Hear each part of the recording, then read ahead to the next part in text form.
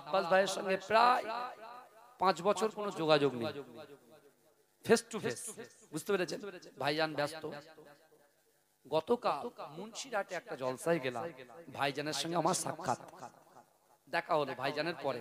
তা ভাইজান যখন লোক থাকে বুঝতেই পাচ্ছেন কত হাজার লোক থাকতে পারে, বুঝতে পেরেছেন? কিন্তু এই 5 বছরের যে সম্পর্ক, যে ব্রেক, মানে সামনাসামনি ফেস টু ফেস যে ব্রেক, এই ব্রেকের জন্য ভাইজান নিজে আমাকে মুখের দিকে তাকিয়ে আছে। তাকবীর দান, নারে তাকবীর, নারে তাকবীর, দরুদ শরীফ, আল্লাহুম্মা।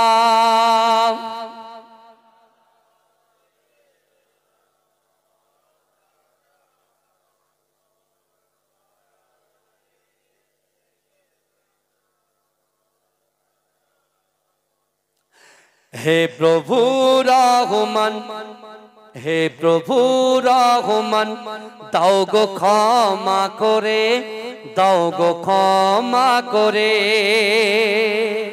জোরে হবে না সুবহানাল্লাহ? আরে চিৎকার দিয়ে হবে না সুবহানাল্লাহ? নারে তাকবীর।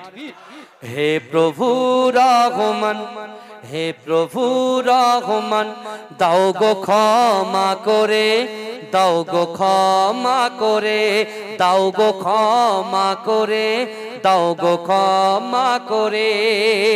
তুলি হাত মোনাজাত করি তোমার দরবারে, জানা আর অজানা গোনা দাও ক্ষমা করে। পাহাড় সমান গোনা মোর দাও তুমি ক্ষমা করে, দাও গো ক্ষমা করে, দাও গো ক্ষমা করে। মনের মাঝে সকাল সাজে কত পাপ গেঁথেছি, তোমায় ভুলে বেখেয়ালে কত পথ চলেছি। গোনার কথা পাপে গাতা তাও গো শূন্য করে, দাও গো ক্ষমা করে, দাও গো ক্ষমা করে, দাও গো ক্ষমা করে, দাও গো ক্ষমা করে। হে প্রভু রহমান, দাও গো ক্ষমা করে, দাও গো ক্ষমা করে, দাও গো ক্ষমা করে। তুলি হাত মোনাজাত করি তোমার দরবারে, জানা আর অজানা গো না দাও ক্ষমা করে। পাহাড় সমান গোনা মোর তাও তুমি ক্ষমা করে, দাও গো ক্ষমা করে, দাও গো ক্ষমা করে।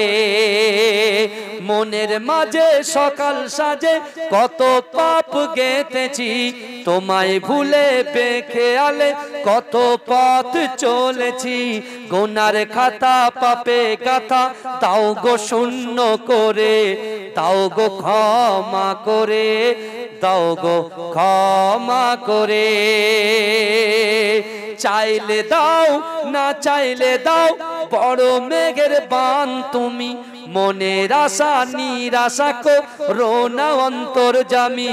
আমাদের মনের আশা তাও তুমি ক্ষমা করে, দাও গো পূর্ণ করে, দাও গো ক্ষমা করে। হে প্রভু রহমান, দাও গো ক্ষমা করে, দাও গো ক্ষমা করে, দাও গো ক্ষমা করে। আল্লাহুম্মা সাল্লি আলা।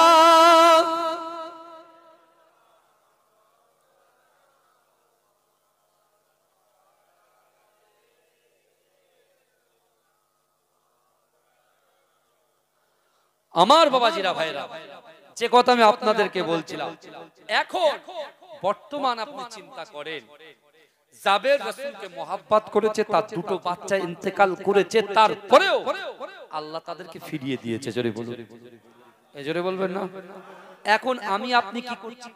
দুনিয়াতে দোকান ঘাট, ব্যবসা বাণিজ্য, চলাফেরা যা কিছু করছি, নাই আমার নিজের প্রপার্টির জন্য করছি, নাই আমার সন্তানের জন্য করছি, স্ত্রী পুত্রদের জন্য করছি, কথা বলেন না?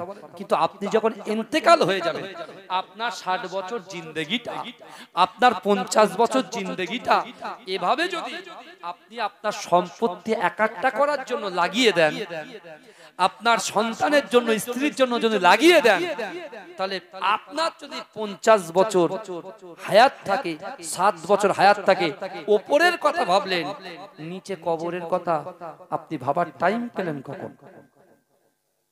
বুঝছেন না?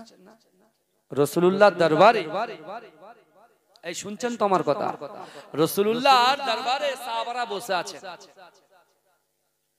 আল্লাহ রাসূল বলছে আমার সাহাবারা, আল্লাহর কোরআন বলছে ইজা জা আজালুহুম লা ইস্তাখিরুনা সাআতা ওয়া লা ইস্তাকদিমুন। মৃত্যু যখন আসবে এক সেকেন্ড লেট করা হবে না, দেরি করা হবে না। এই বুঝছেন আমার কথা? ভালো করে ভাই আপনি চিন্তা করুন, আমার প্রাণপ্রিয় ভাই আব্বাস ভাইজান নলেজ সিটি উদ্বোধন করেছিল, মনে আছে আপনাদের? কথা বলেন, নলেজ সিটি উদ্বোধন করেছিল। ওই নলেজ সিটির উদ্বোধনের দিন কিন্তু আমি ছিলাম, বুঝতে পেরেছেন? আমি ছিলাম, ঠিক আছে। আমার মুজাদ্দেদ জামান দাদা হুজুর পীর কেবলার আওলাদদের আমরা মহাব্বত করি। আমার বাপ দাদা মুজাদ্দেদ জামানের পায়ের জুতো যেমন মাথায় করে রাখতো, তাদের আওলাদদের পায়ের জুতো কিন্তু আমরা মাথায় করেই রাখি এবং মৃত্যুর আগ পর্যন্ত রাখবো, বলুন ইনশাআল্লাহ। বুঝতে পেরেছেন? আমার আব্বাস ভাইয়ের সঙ্গে প্রায় 5 বছর কোনো যোগাযোগ নেই, ফেস টু ফেস। বুঝতে পেরেছেন? ভাইজান ব্যস্ত। গতকাল মুন্সিরহাটে একটা জলসায় গেলাম, ভাইজানের সঙ্গে আমার সাক্ষাৎ, দেখা হলো ভাইজানের পরে। তা ভাইজান যখন লোক থাকে বুঝতেই পাচ্ছেন কত হাজার লোক থাকতে পারে, বুঝতে পেরেছেন? কিন্তু এই 5 বছরের যে সম্পর্ক, যে ব্রেক, মানে সামনাসামনি ফেস টু ফেস যে ব্রেক, এই ব্রেকের জন্য ভাইজান নিজে আমাকে মুখের দিকে তাকিয়ে আছে, তাকিয়ে দেখে বলছে যে ভাই নামটা একটু বলে দাও। আমি বললাম রাকিবুল আজিজ। ভাইজান বলছে রাকিব আজিজ। বুঝতে পারছেন না? বেখেয়াল। কিন্তু ভাইজানকে যে মহব্বত করতাম সেই মহব্বত কিন্তু আজও আছে, মৃত্যুর আগ পর্যন্ত থাকবে ইনশাআল্লাহ, মৃত্যুর আগ পর্যন্ত থাকবে। দেখেন কে কি বলছে না বলছে আমার দেখার দরকার নেই। মুজাদ্দেদ জামান দাদা হুজুর পীর কেবলা খলিফা হচ্ছেন আমার পরদাদা আহমদ আলী হামিদ শাহ জালি রাহমাতুল্লাহ আলাইহি। মুজাদ্দেদ জামান দাদা হুজুর পীর কেবলা খানদানের সঙ্গে ছিলাম, আছি, কিয়ামত পর্যন্ত থাকবো। জোরে বলুন না সুবহানাল্লাহ। এ জোরে বলা যাবে না? নারে তাকবীর, নারে তাকবীর। এবারে কার কি ব্যাপার আছে সেটা তার ব্যক্তিগত ব্যাপার, বুঝতে পারছেন না?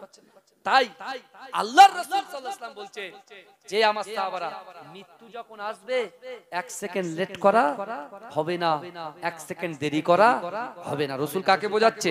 সাহাবাদেরকে বলছে।